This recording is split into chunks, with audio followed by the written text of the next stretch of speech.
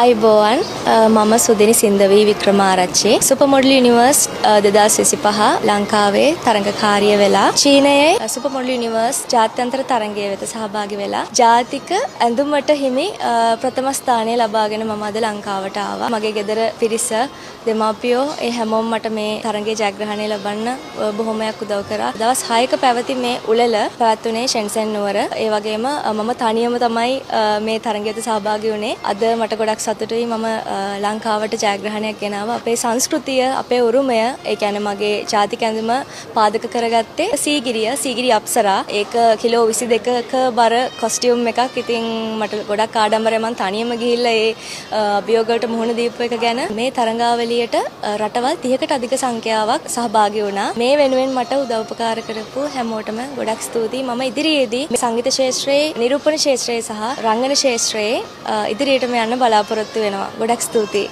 අයිබෝවන්.